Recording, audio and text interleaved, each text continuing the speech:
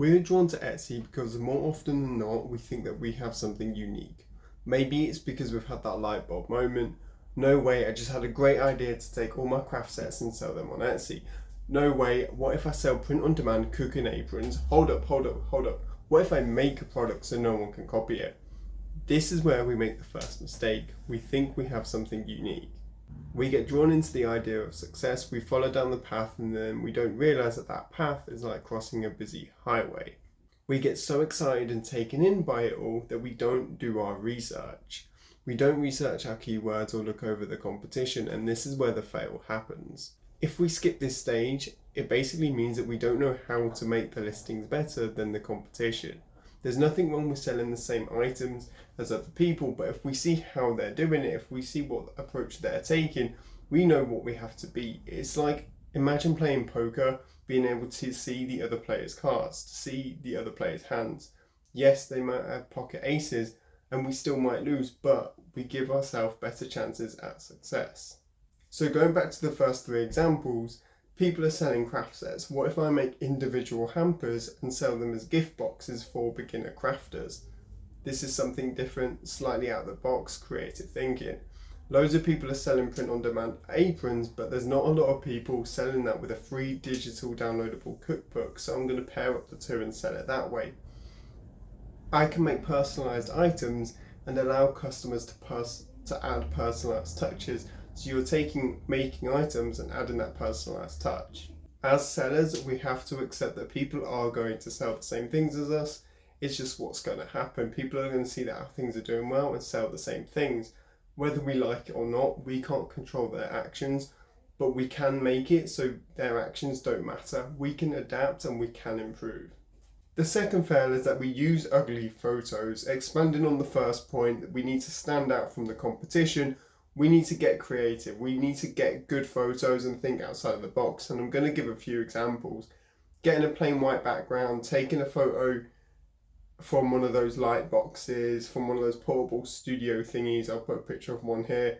That is a good start. That is a good way to basically match the current level, but anyone can go and do that. Anyone can go and get that off Amazon and start taking photos. You need to turn it up to the next level. I'm going to give you a couple of examples. Look at this Facebook reel that I came across. Those photos are very, just look at this process. Sand, glass, water, props. Just look at this.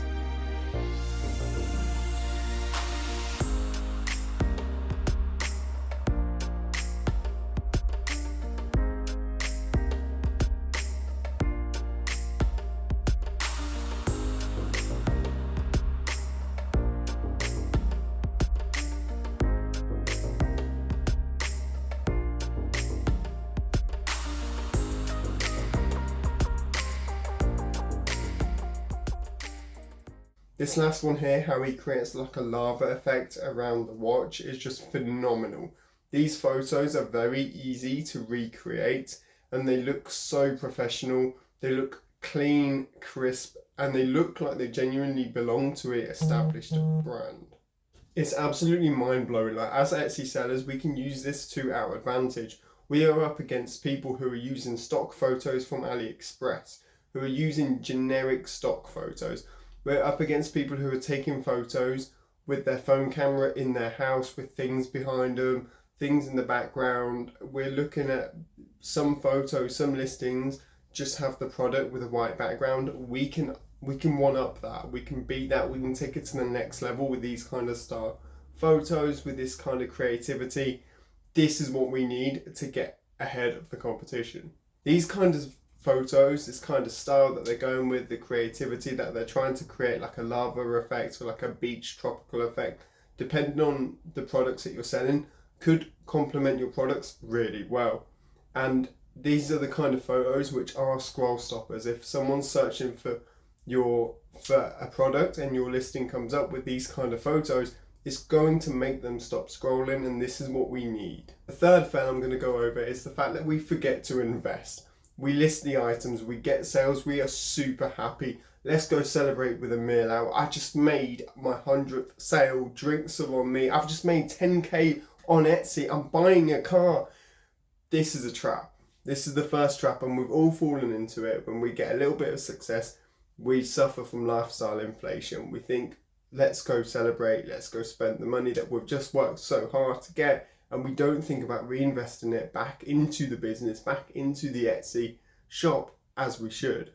When it comes to reinvesting back into the business, back into the thing that's made us that money in the first place, we need to think, what are we doing now that we can double down on? Can we put new products in? Can we add new products? Can we add new listings?